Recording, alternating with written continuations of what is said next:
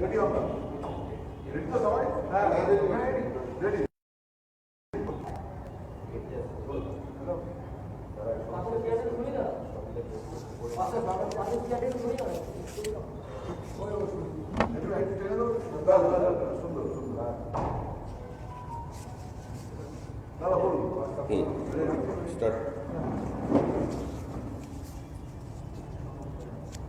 নির্বাচনের ঠিক আগে তৃণমূল কংগ্রেসের পক্ষ থেকে যে ধরনের হুমকি, প্ররোচনা, ভয়াবহ পরিস্থিতি তৈরি করে দেব এ ধরনের বাক্যালাপ শুরু হয়েছে, আমরা দলের পক্ষ থেকে তার তীব্র নিন্দা করছি। মমতা বন্দ্যোপাধ্যায়ের মন্ত্রিসভার তৃতীয় ব্যক্তি হেভিওয়েট মন্ত্রী পার্থ চট্টোপাধ্যায়ের মিছিলে গতকাল দিলীপ ঘোষের বিরুদ্ধে যে স্লোগান উঠল তার পরিপ্রেক্ষিতে পার্থ চট্টোপাধ্যায় বলেছেন যে দল এই ধরনের বক্তব্যকে অনুমোদন করে না, এটা তৃণমূলের সংস্কৃতি নয়। একই সঙ্গে ভাঙনের সভা থেকে জনৈক তৃণমূলের নেতা তিনি প্রকাশ্যে দিলীপ ঘোষের পূর্বপুরুষকে নিয়ে টানাটানি শুরু করলেন এবং আরো দুর্ভাগ্যজনক, যে রাজ্যের নাম্বার 2 হেভিওয়েট মন্ত্রী পার্থ চট্টোপাধ্যায় দলের অনুমোদনের কথা বলছেন, তারই আরেকজন ক্যাবিনেট মন্ত্রী অরূপ রায় অতীতে এ ধরনের ভাষা যার কাছে খুব একটা শোনা যায়নি, তিনিও কালকে বললেন যে আমরা যদি একবার ছেড়ে দিই তাহলে এক ফুৎকারই বিজেপিকে উড়িয়ে দেবে। যে ভাষায় অরূপ রায় আক্রমণ করলেন বিজেপিকে, এটা অনভিপ্রেত, দুর্ভাগ্যজনক এবং রাজনৈতিক সংস্কৃতি, গণতান্ত্রিক পরিবেশের পরিপন্থী। একটি নতুন শব্দবন্ধ উঠে এসেছে, খেলা হবে। প্রকাশ্যে একজন বিবৃতি দিচ্ছেন ভয়ঙ্কর খেলা হবে। মানুষকে আতঙ্কিত করে দেওয়ার সেই পঞ্চায়েত নির্বাচন, অতীতের নির্বাচনের কায়দায় বীরভূম জেলায় খেলা হবে শুরু হয়েছে, আর সেই খেলা হবে অনুরণন সারা পশ্চিমবঙ্গে দেখা যাচ্ছে। আমাদের 138 জন বিজেপি কর্মী খুন হয়েছেন, প্রতিনিয়ত আমাদের কর্মীরা আক্রান্ত হয়েছে, রাজ্য সভাপতি থেকে শুরু করে বিভিন্ন নেতাদের গাড়ি ভাঙচুর হয়েছে, ফিজিক্যালি মিসহ্যান্ডেল করা হয়েছে তাদের, জেলায় জেলায় বিভিন্ন মিছিলের উপরে পাথর ছোঁড়া হয়েছে, বিজেপি কর্মীদের ঘর বাড়ি ভাঙা হয়েছে, ঘরে আগুন লাগানো হয়েছে। সেই পরিস্থিতিকে, পঞ্চায়েতের আগের সেই ভয়াবহ পরিস্থিতিকে কয়েকটি জেলায় আবার ফিরিয়ে আনার চেষ্টা করছে। পশ্চিমবঙ্গে এখন আর এটা কোনো বিচ্ছিন্ন ঘটনা নয়, সর্বত্র যে ভাষায় তৃণমূল কংগ্রেস আক্রমণ করে চলেছে। একদিকে প্রধানমন্ত্রী, স্বরাষ্ট্রমন্ত্রী, আমাদের সর্বভারতীয় সভাপতি, কেন্দ্রীয় নেতৃত্বের প্রতি অপশব্দ ব্যবহার, কদর্য শব্দ চয়ন, আর তার সঙ্গে সঙ্গে তলার দিকে চলেছে এই হুমকি। এই পরিস্থিতির মধ্যে আমরা এখনো বলছি আমরা গণতান্ত্রিক পরিসরের মধ্যেই আমরা তৃণমূল কংগ্রেসকে সরিয়ে দেব। তার কারণ তৃণমূল কংগ্রেস আতঙ্কিত, ভীত, সন্ত্রস্ত। তৃণমূল কংগ্রেস একদম প্রতিষ্ঠার সময় যে অরূপ রায় হাওড়া জেলায় ছিলেন তার প্রতিকৃত, অতীতে তার কাজকর্ম নিয়ে বা তার বর্তমান কাজকর্ম নিয়ে অন্য অভিযোগ থাকতে পারে, কিন্তু তার মুখে আগে এ ধরনের ভাষা কোনোদিন শোনা যায়নি। তিনি যে ভাষায় কালকে আক্রমণ করলেন বিজেপিকে, সেটা হয়তো তার থেকে প্রত্যাশিত ছিল না, কিন্তু তার শব্দচয়ন এবং শরীরী ভাষা প্রমাণ করে দিল যে ওই জেলায় আজকে তৃণমূল কংগ্রেসের ডোবা কেউ আটকাতে পারবে না। সর্বত্র তৃণমূল কংগ্রেসের এই শক্তি ক্ষয়ের কারণে আজকে এই পরিস্থিতি তৈরি হয়েছে। আপনারা জানেন যে পরিবর্তন যাত্রা সারা জেলায়, সারা রাজ্যে করবার জন্য আমরা নবান্নে আমাদের আবেদনপত্র দাখিল করেছিলাম, যেটা ইন্টিমেশন আমাদের বলা হয়েছে আমরা যেন জেলা স্তরে যোগাযোগ করি, স্থানীয় প্রশাসনের সঙ্গে বিজেপি যাতে এই বিষয়ে যোগাযোগ করে। আমরা সম্পূর্ণ একটা দায়িত্বশীল বিরোধী দল হিসেবে গণতান্ত্রিক পরিবেশে পৃথিবীর সর্ববৃহৎ রাজনৈতিক দল পশ্চিমবঙ্গের সমস্ত জেলায় জেলা আধিকারিকদের কাছে আমাদের আবেদনপত্র জমা দিচ্ছে। আশা করব গণতান্ত্রিক ব্যবস্থাকে মেনে গণতান্ত্রিক পরিসরের মধ্যে মানুষের গণতান্ত্রিক অধিকার, একটা রাজনৈতিক দলের মানুষের সামনে কথা বলবার অধিকার বা তার বক্তব্যকে রাজ্যবাসীর কাছে পৌঁছে দেবার অধিকার রক্ষা করার স্বার্থে আমাদের এই অনুমতি দেওয়া হবে এবং প্রশাসনের সর্বোচ্চ স্তর থেকে এই নির্দেশ তারা জেলাগুলিকে দেবেন। যারা বিভিন্ন সময় কেন্দ্রের বৈমাতৃসুলভ আচরণের কথা বলছেন, কেন্দ্রের বঞ্চনার কথা বলছেন, উন্নয়ন বিমুখতার কথা বলছেন, যারা বিভিন্ন সময় পশ্চিমবঙ্গের উন্নয়ন বা পশ্চিমবঙ্গের অর্থনৈতিক অবস্থা ভারতবর্ষে কোন জায়গায় পৌঁছে গেছে তার জন্য দাঁড়িয়ে বক্তৃতা করছেন, 15 ফিনান্স কমিশনের রিপোর্টের মধ্যে দিয়ে পশ্চিমবঙ্গের বর্তমান অর্থনৈতিক পরিস্থিতি কি, তার জীর্ণদশা, তার কঙ্কালসার চেহারাটা বেরিয়ে পড়েছে।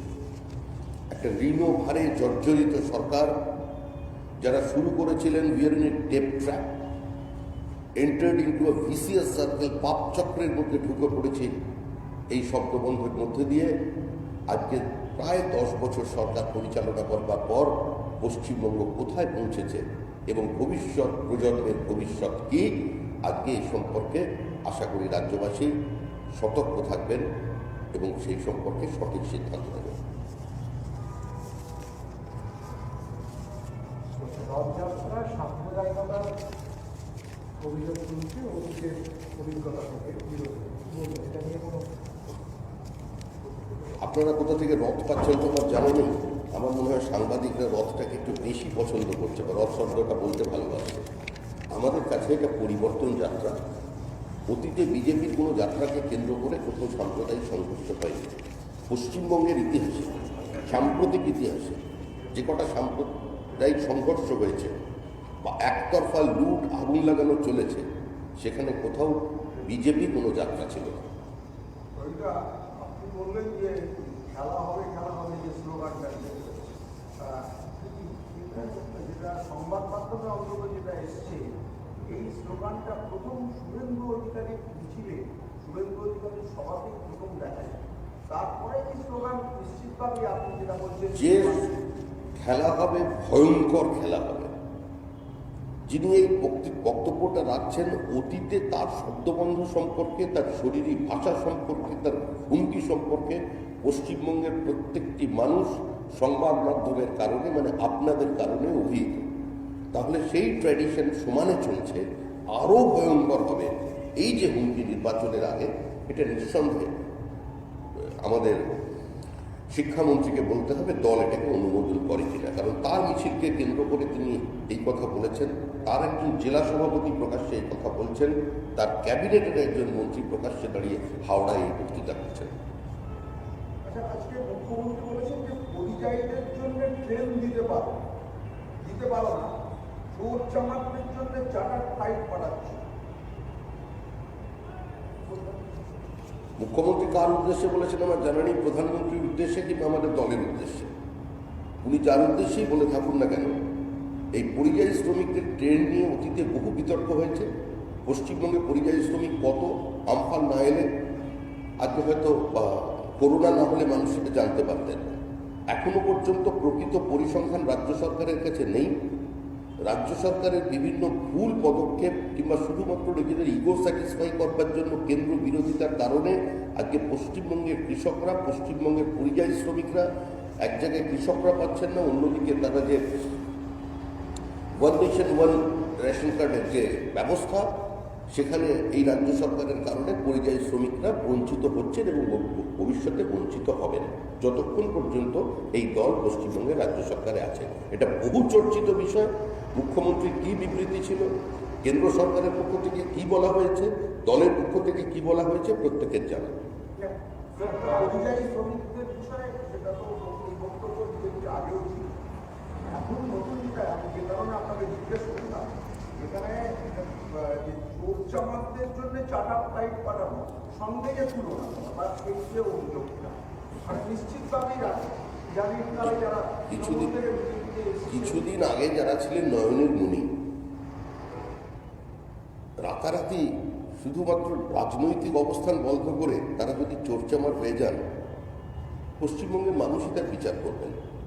আমার দলে যিনি যোগ দিয়েছেন তাকে আমি ভ্যান রিক্সায় নিয়ে যাবো না চার্টার ফ্লাইটে নিয়ে যাব, সেটা সম্পূর্ণ দলের ব্যাপার।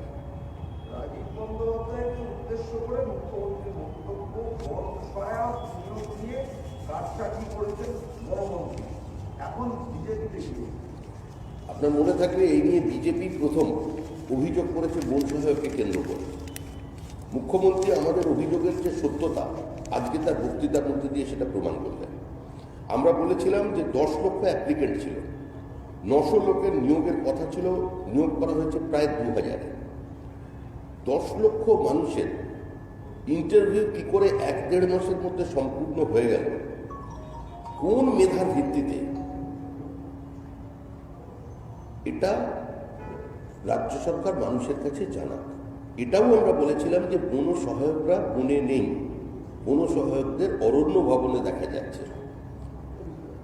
বনমন্ত্রী যিনি ছিলেন তার বিরুদ্ধে মুখ্যমন্ত্রী অভিযোগ করছেন, কিন্তু বনমন্ত্রীর বর্তমানের বক্তব্য হচ্ছে যে যা সিদ্ধান্ত সমস্ত উপর থেকে হয়েছে, আমরা মন্ত্রীরা কার্যত ল্যাম্পপোস্ট, শুধু নামে মন্ত্রী।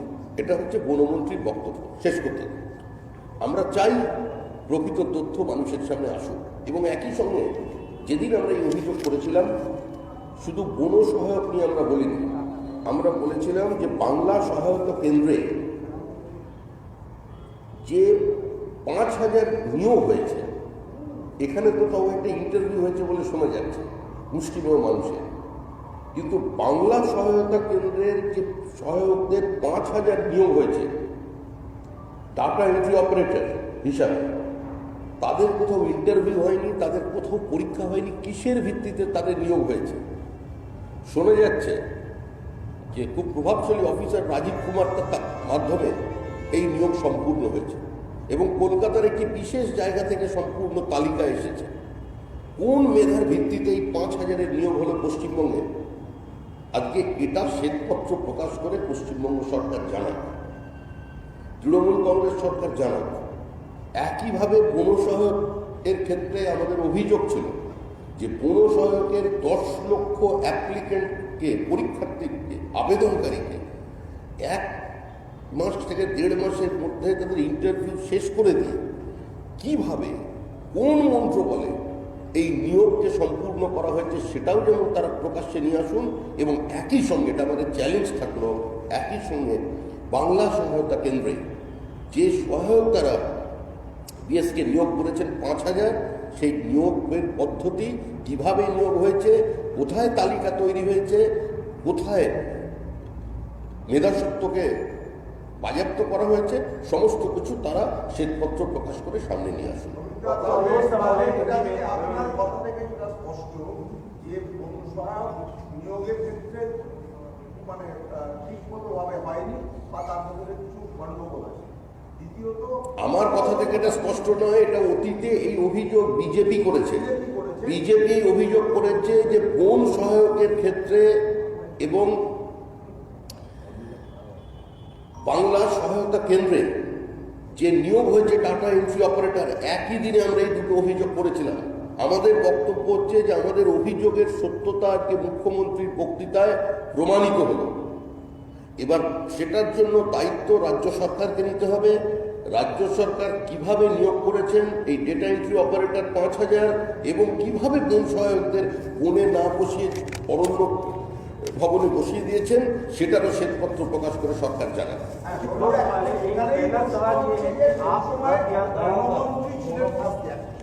সেই সময় বনমন্ত্রী ছিলেন আজকের বিজেপিতে যোগ দেওয়া রাজীব বন্দ্যোপাধ্যায়। ফলে আপনি কি মনে করেন যে বনমন্ত্রী হিসেবে যতই তিনি ল্যাম্পপোস্ট করুন, তিনি কি এই দায়িত্ব দায় এড়াতে পারেন? এই দায়, সেই প্রশ্ন বনমন্ত্রীর কাছে করবেন। আমাদের অবস্থান অত্যন্ত স্পষ্ট এই তালিকা আমাদের কাছে ইনফরমেশন অনুযায়ী এই তালিকা সম্পূর্ণ ভিন্ন জায়গায় তৈরি হয়েছিল। যেভাবে বনসহায়ক নিয়োগ হয়েছে একইভাবে এই ডেটা এন্ট্রি অপারেটরদের নিয়োগ হয়েছে। তালিকা এক জায়গা থেকে এসেছে এবং সরকার সেটা তদন্ত করুক, সরকার প্রকাশ্যে আনে, সে দায়িত্ব আমাদের নয়। মুখ্যমন্ত্রী যখন অভিযোগ করেছেন, আমি বলছি না আমাদের অভিযোগের সত্যতা প্রমাণিত হলো যে একই অভিযোগ মুখ্যমন্ত্রী করলেন। তার মানে বিজেপি অতীতে 1 মাসের বেশি সময় আগে বিজেপি যে অভিযোগ করেছে বন সহায়ককে কেন্দ্র করে, সেই অভিযোগ আমাদের সত্য ছিল, এটাই মুখ্যমন্ত্রীর বক্তৃতায় আজকে এস্টাবলিশড হলো। এবং সেদিন আমরা একই সঙ্গে বন সহায়ক এবং বাংলা সহায়তা কেন্দ্রের 5,000 নিয়োগের ব্যাপারে বলেছিলাম। আমরা দাবি করব মুখ্যমন্ত্রীর কাছে যে তিনি দুটিরই শ্বেতপত্র প্রকাশ করুন, করে মানুষকে। রাজীব বন্দ্যোপাধ্যায়ের বক্তৃতার একটি অংশ। রাজীব বন্দ্যোপাধ্যায় যে বলছেন যে যা করার সরকার করেছে, মন্ত্রীরা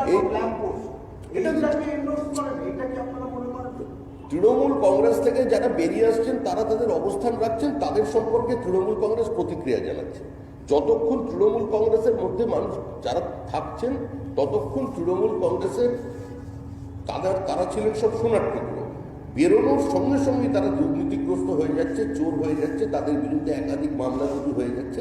এই অবস্থানটা আমরা কেন বাংলার মানুষের কাছে হাস্যকর। আপনাদের রাজীব বন্দ্যোপাধ্যায়ের বিরুদ্ধে কোনো অভিযোগ নেই? রাজীব বন্দ্যোপাধ্যায় বা তদানীন্তন গৃহমন্ত্রীর বিরুদ্ধে এই সহায়ক নিয়োগ সংক্রান্ত ব্যাপারে আমরা তো বলছি রাজীব বন্দ্যোপাধ্যায়ের অবস্থানটা কি।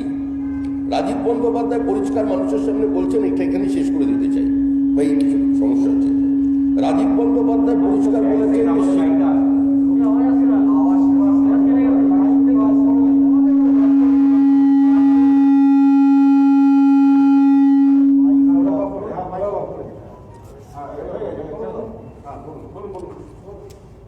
রাজীব বন্দ্যোপাধ্যায়ের বক্তব্য হচ্ছে যে রাজীব বন্দ্যোপাধ্যায় প্রকাশ্যে বা বিভিন্ন সময় বিজেপিতে যোগদানের আগে এবং বিজেপিতে যোগদানের পরে সোশ্যাল মিডিয়ায় রাজীব বন্দ্যোপাধ্যায় বলেছেন যে সিদ্ধান্ত এক জায়গায় হয়, আমরা শুধু দর্শক মাত্র, কার্যত কাজ করবার কোনো পরিসর নেই, কাজ করবার কোনো অধিকার নেই। এটা রাজীব বন্দ্যোপাধ্যায়ের বক্তব্য।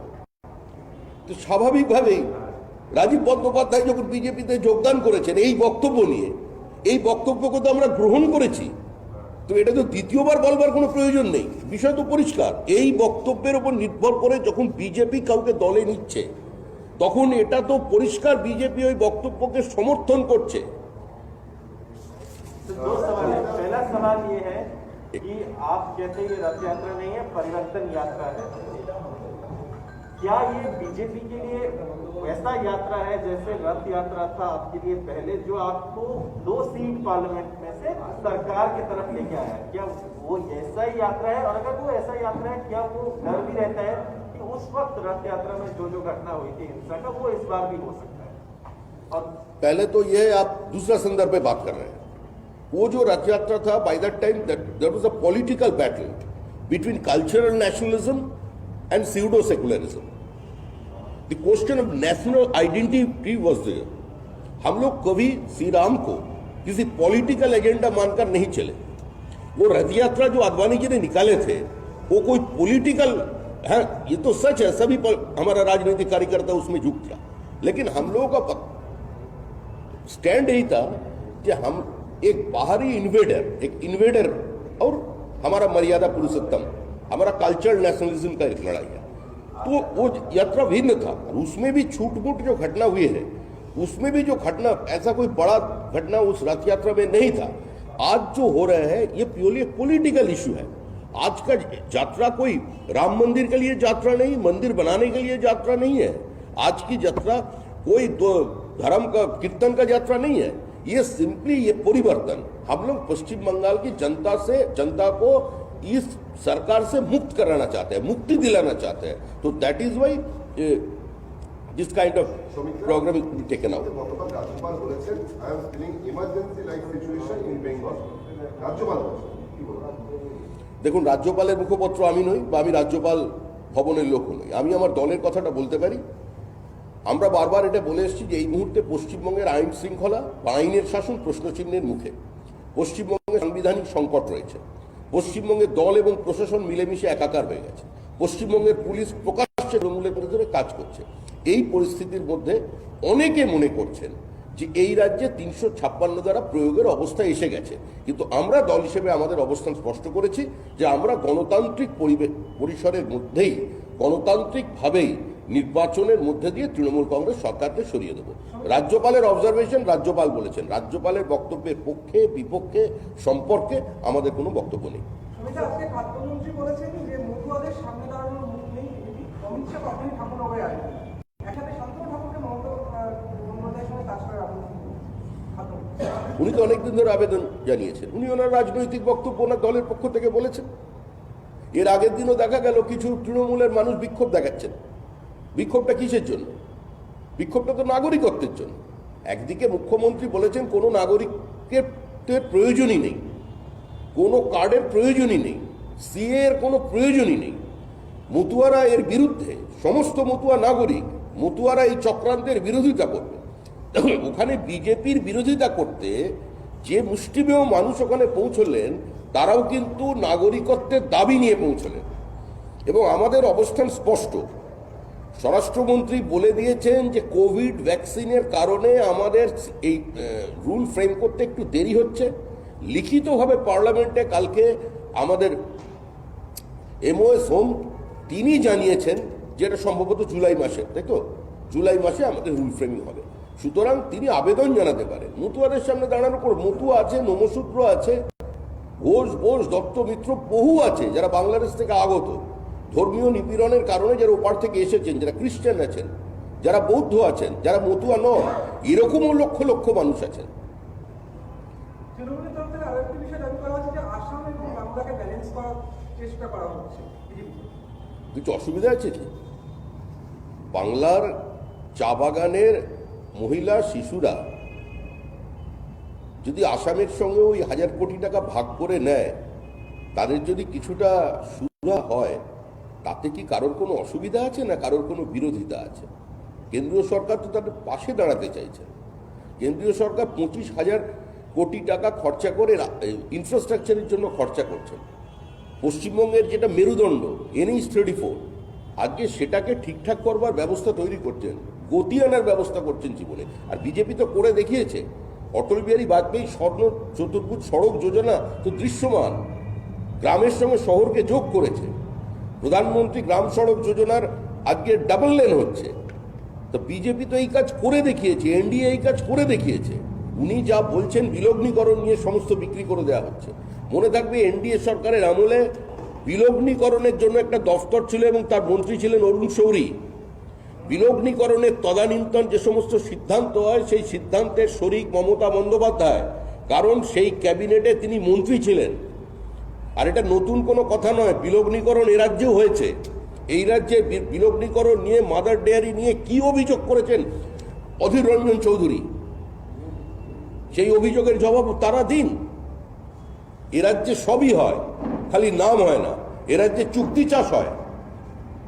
চুক্তি চাষের সফলতা নিয়ে, কেভেন্টার্সের সঙ্গে চাষের সফলতা নিয়ে এমপিরা বক্তব্য রাখেন, আবার কেন্দ্রের চুক্তি চাষের কে নিয়ে আবার কৃষক বিলের বিরোধিতা করে। রাজ্যে কাউকে মিনিমাম সাপোর্ট প্রাইস দেয় না, আবার মিনিমাম সাপোর্ট প্রাইস নিয়ে কেন্দ্রের সম্পর্কে বক্তব্য রাখেন। সুতরাং এই সরকার স্ববিরোধিতায় একটা ভোগা সরকার। এই সরকারের কোনো স্ট্যান্ড নেই।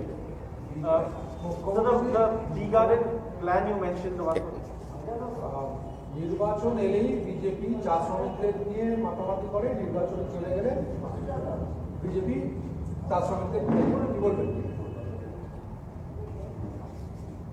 2019 সালে নির্বাচন হয়েছে লোকসভা, তার আগের বিধানসভা নির্বাচন হয়েছে 2016 সালে। তার 2011 থেকে 16-র মধ্যে সম্ভবত 15 কি 16 সালে তাদের চিকিৎসার জন্য একটা ফান্ড রাইজ করে বিল নেওয়া আসা হয়েছিল বিধানসভায়, এই চা শ্রমিকদের কেন্দ্র করে। এবং সেই বিলে সম্ভবত 15 কি 16 সালের এই বিলে, একটু আমার হচ্ছে 15 সালই হতে পারে, সেই বিলে পশ্চিমবঙ্গের সমস্ত রাজনৈতিক দল, একটি দুটি সংশোধন ছাড়া, সমস্ত বাম দল সিপিএম সহ সমস্ত বাম দল, তৃণমূল কংগ্রেস, কংগ্রেস এবং বিজেপি সেটাই সমর্থন জানিয়েছিল। তা এই এতটা সময় চলে গেল, যদি কেন্দ্রের অসহযোগিতা থাকতো, কেন্দ্রের কোনো বৈমাতৃসুলভ আচরণ থাকতো, তার জন্য পার্লামেন্টে কদিন প্রশ্ন করা হয়েছে, কদিন আন্দোলন চলেছে, বা এটা নিয়ে কোনো সর্বদলীয় বৈঠক হয়েছে, সমস্ত রাজনৈতিক দলের বৈঠক ডেকে সেখানে বিজেপির ওপরে আঙুল তোলা যেত যে আপনারাও চলুন আমাদের সঙ্গে দিল্লিতে। কোনোদিন এই প্রচেষ্টা বা এই কি সরকারের পক্ষ থেকে হয়েছে? এই সরকার বিভাজনের রাজনীতিতে বিশ্বাসী, এই সরকার সমন্বয়ের রাজনীতি চায় না, এই সরকারের পুরো ব্যবস্থাটাই হচ্ছে ভোট কেন্দ্রিক। আজকে নির্বাচন আসছে তাই দুয়ারে সরকার, আর সমস্ত এই যে গ্রাম বাংলায় মানুষের দুয়ারে ধান পড়ে আছে, এগুলো কে তুলবে? এই যে নির্বাচনের আগে ভোট সাথী, মানুষ তো বুঝতে পারছেন ভোট সাথী বাজেট কত, ভোট সাথীতে স্বাস্থ্যক্ষেত্রে সরকারের বাজেট কত, 137% বৃদ্ধি করেছে এইবারে কেন্দ্রীয় সরকার তাদের স্বাস্থ্যক্ষেত্রে ব্যয়। কেন্দ্রীয় সরকার এই ব্যাপারে কমিটেড, আন্তরিকভাবে কেন্দ্রীয় সরকার চেষ্টা করছে মানুষের স্বাস্থ্যের আল ফেরাতে বা এই পরিষেবা মানুষকে পাইয়ে দেওয়ার জন্য। আজকে মুখ্যমন্ত্রী এখানে আয়ুষ্মান ভারত প্রকল্পকে নেননি। যে সরকার এরকম ঋণ ভারে জর্জরিত, যে সরকারের প্রত্যেকটি শিশু আজকে জন্ম নিচ্ছে শুধু রাজ্যের 50,000 টাকা করে মাথায় ঋণ নিয়ে, সেই সরকার এ ধরনের পরিকল্পনা নির্বাচনের আগে টেম্পোরারি কার্ড, প্রাইমারি কার্ড, কখনো হসপিটাল মালিকদের হুমকি। বাংলার মানুষ ভোট সাথীকে বুঝেছে।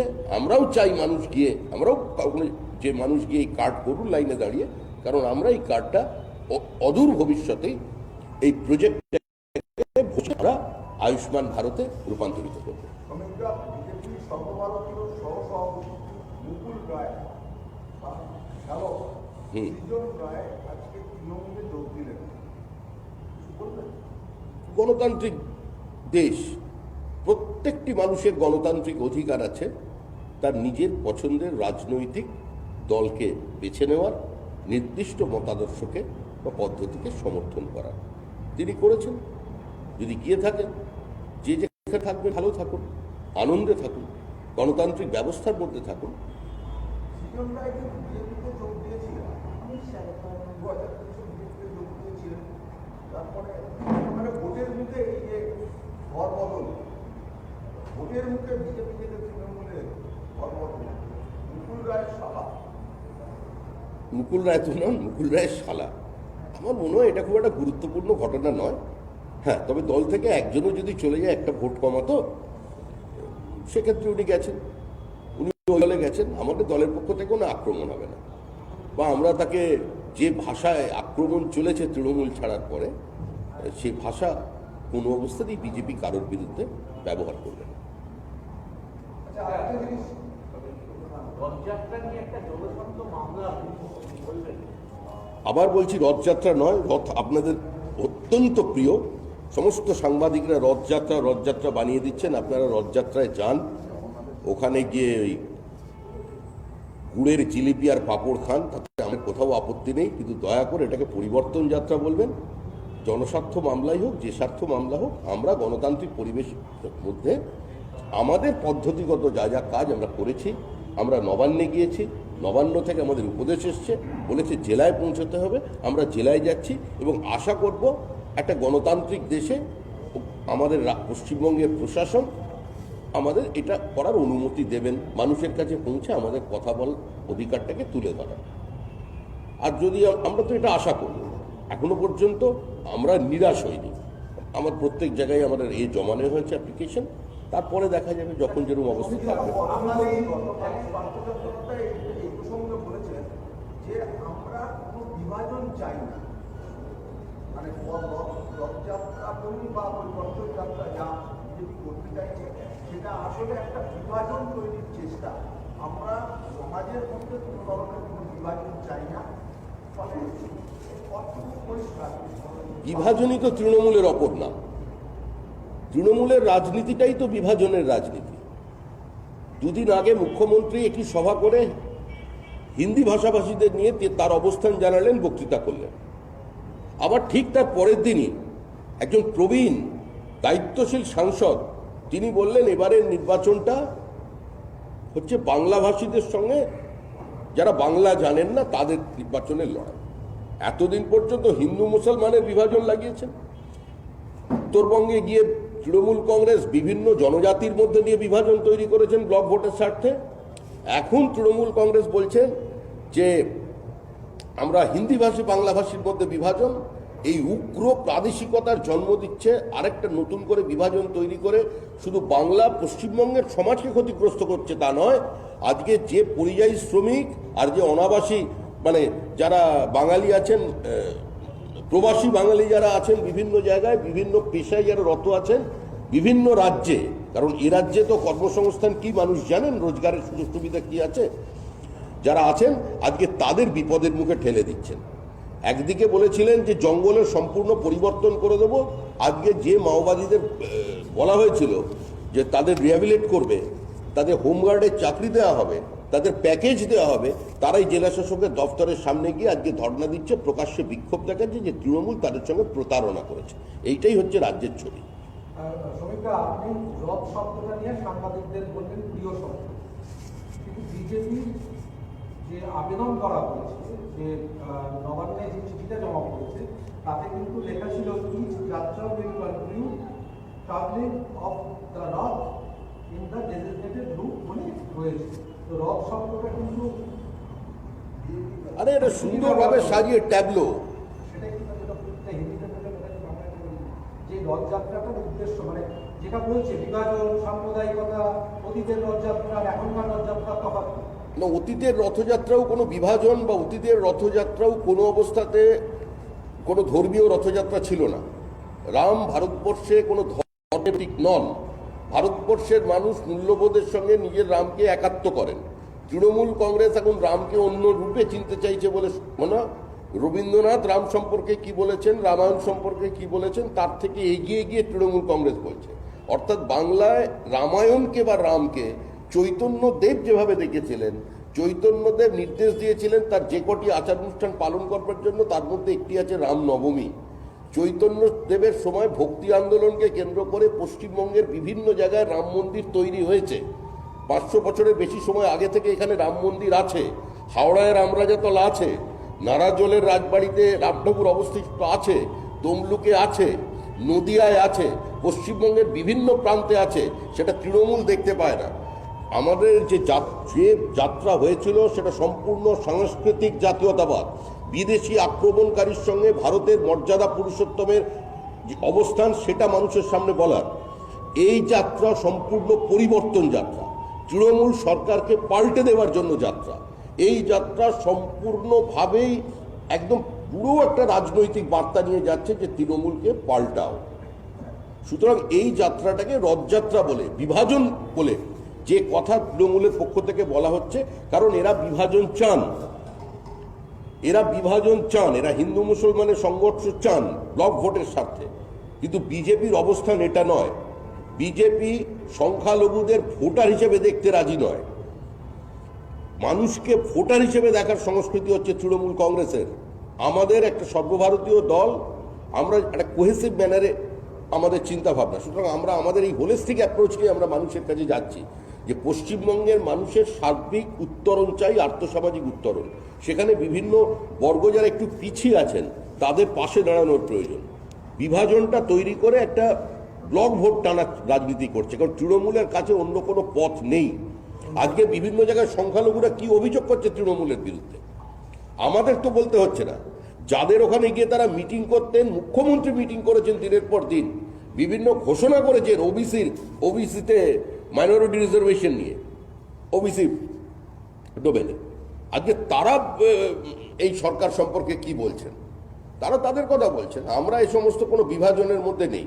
তৃণমূলের বিভাজনের রাজনীতির জন্যই আজকে পশ্চিমবঙ্গে এইসব শিম বেগুন এরা সব আসছে। আমরা জেলা স্তরে আবেদন করেছি, আমাদের আবেদন তারা গ্রহণ করেছে। এবার আমরা অপেক্ষা করব, আমরা আশা করব সরকার গণতান্ত্রিক ব্যবস্থাকে মেনে, গণতন্ত্রের প্রাথমিক শর্তই তো বিরোধিতার অধিকার, তা বিরোধী রাজনৈতিক দলের যে স্পেস আছে সেটুকুনির স্বার্থে আমাদের এই যাত্রা।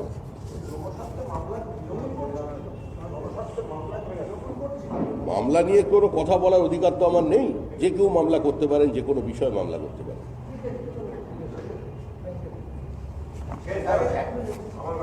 এরই বাবা সেটা হচ্ছে যে সবার শেষ তো দুটো নিচ্ছি, হ্যাঁ। মমতা বন্দ্যোপাধ্যায় দুটো স্টেটমেন্ট দিয়েছেন, এই দুটো পাশাপাশি রেখে আমাদের সাদৃশ্য বৈসাদৃশ্য ওটা কি আপনার মনে হচ্ছে? উনি বলেছেন যারা তৃণমূলের সাংসদ বিধায়ক তাদেরকে কখনোই পয়সা দিয়ে কেনা যায় না, অথচ আপনার দলে প্রচুর তৃণমূলের সাংসদ বিধায়ক এসেছেন। উনি আবার বলছেন যারা রোগী ভোগী তারা গেছে। মুখ্যমন্ত্রী বারবার বক্তব্য রেখে বিজেপির অবস্থানটাকেই উনি স্পষ্ট করে দিচ্ছেন। মুখ্যমন্ত্রী এটা খুব ভালো করেই জানেন যে বিজেপি কাউকে টাকা দিয়ে প্রলোভন দেখিয়ে ভয় দেখিয়ে তার দলে সামিল করে না। মুখ্যমন্ত্রীর বক্তব্যই সেটা পরিষ্কার। মুখ্যমন্ত্রীর এই বক্তব্য স্ববিরোধিতায় ভরা।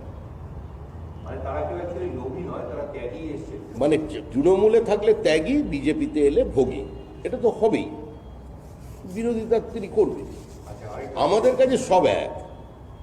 আমাদের কাছে হচ্ছে ওই যে কি আপনারা বলেন সুর বেসুর, এসব কোনো বিষয়ই নেই। উনি আজকে বলেছেন উত্তরবঙ্গে আপনারা যদি বিনের পয়সায় রেশন, কন্যাশ্রী, রূপশ্রী চান তাহলে তৃণমূল কংগ্রেসকে ভোট দিন।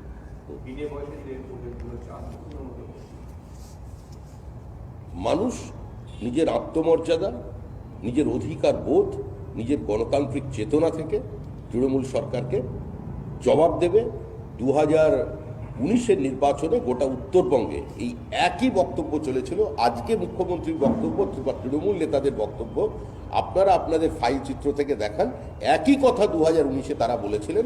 এই সমস্ত জেনে, এই সমস্ত শুনে উত্তরবঙ্গের মানুষ তৃণমূল কংগ্রেসকে প্রত্যাখ্যান করেছে, না, না, এটা তো শূন্য করে দিয়েছে। এটা তো প্রত্যাশিত যে তৃণমূল কংগ্রেস এত টাকা খরচা করে এই প্রজেক্টগুলো মানুষকে দিচ্ছে, বিনে পয়সা তারা তো করতে চাইবেই না। মানুষ কি পাচ্ছে সেটা মানুষ জানেন। নতুন করে কাদা ছোড়াছুড়ি আক্রমণের কোনো প্রয়োজন নেই। মুখ্যমন্ত্রী তার বক্তব্যে অনড় থাকুন। তিনি আবেদন করেছেন, মানুষ তাদের অভিজ্ঞতা থেকে এই বক্তব্যের জবাব দেবে। 15 লক্ষ টাকা প্রতিশ্রুতি দিয়েছিলেন, চা বাগানের খোলার কথা বলেছিলেন, কিন্তু ওরা ক্ষমতায় এসে শেষ পর্যন্ত কিছুই করেনি। উল্টে সমস্ত কিছুই বিক্রি করে দিচ্ছে। উল্টে সমস্ত কিছু বিক্রি করে আমরা তো বললাম যে সরকারের একটা নির্দিষ্ট নীতি আছে, সরকারের চলার পথ আছে, যেটা তৃণমূল সরকারের নেই।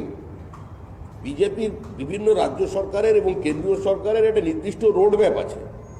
এনডিএ সরকারের এখনো যা রোডম্যাপ আছে, অতীতে খুব একটা তার মধ্যে পার্থক্য ছিল না। অটল বিহারী বাজপেয়ী মন্ত্রিসভায় মুখ্যমন্ত্রী সম্মানীয় এক ক্যাবিনেট মিনিস্টার ছিলেন। সেখানে বিলগ্নীকরণের মন্ত্রী ছিলেন অরুণ শৌরী।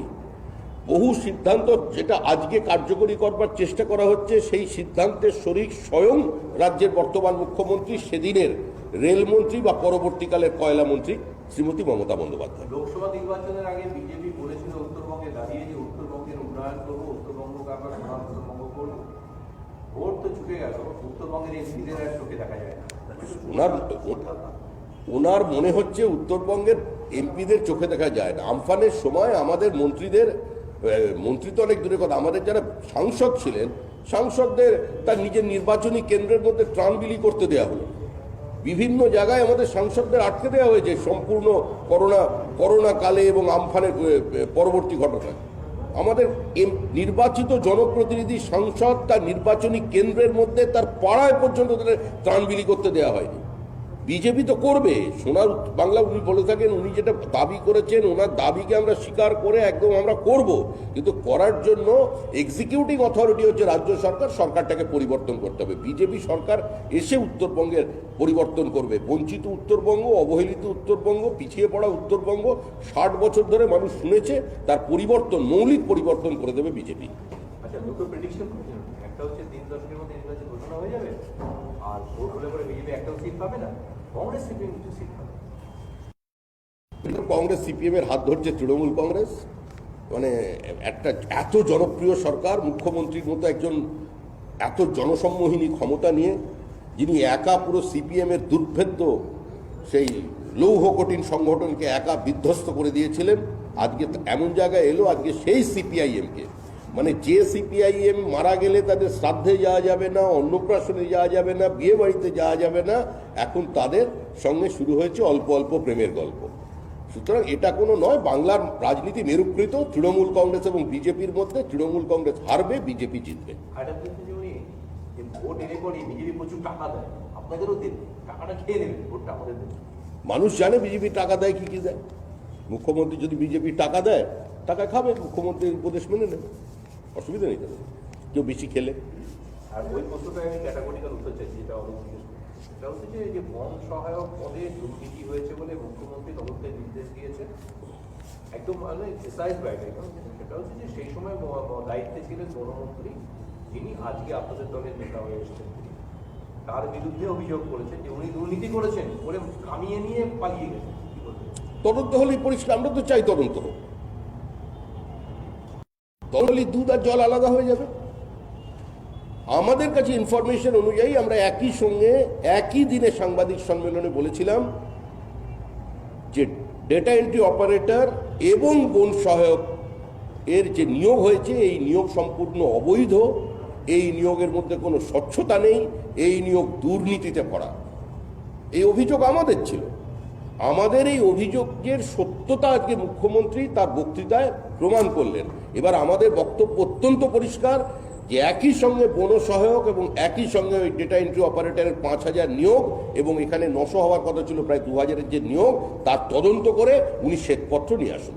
সেকেন্ডলি স্বাভাবিক যে প্রশ্নটা আসে, তাহলে বনমন্ত্রী কি নির্দোষ? যদি ঘটনাটা হয়ে থাকে, আপনি ওই ঘটনাটা হয়েছে, তাহলে বনমন্ত্রী তার রাজনৈতিক অবস্থান আগে স্পষ্ট করে আমি কি বলেছি, বনমন্ত্রীর বক্তব্য শুনে, বনমন্ত্রী জনসমক্ষে, বনমন্ত্রী সোশ্যাল মিডিয়ায়, ফেসবুক লাইভ থেকে যা বনমন্ত্রী বক্তব্য রেখেছেন তার নির্যাস হলো এটুকুনি যে ওই সরকারে কাজ করবার কোনো সুযোগ নেই।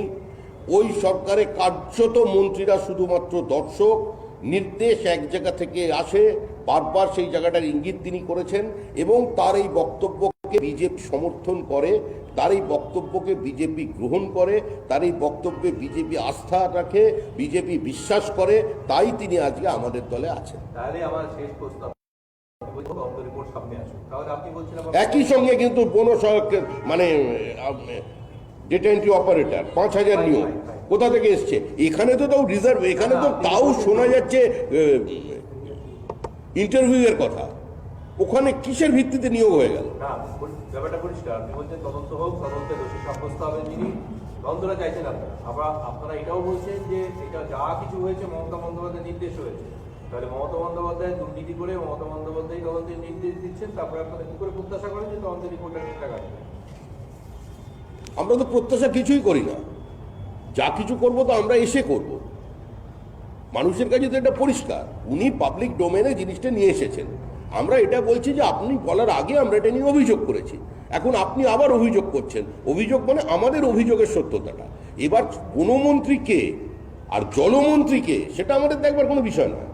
আমাদের অভিযোগ সরাসরি পশ্চিমবঙ্গ রাজ্য সরকারের বিরুদ্ধে, আমাদের অভিযোগ ক্ষমতার কেন্দ্রীকরণের বিরুদ্ধে, আমাদের অভিযোগ অস্বচ্ছ নিয়োগ পদ্ধতির বিরুদ্ধে, আমাদের অভিযোগ শুধুমাত্র একটি বিন্দু থেকে সরকার পরিচালনা করবার বিরুদ্ধে।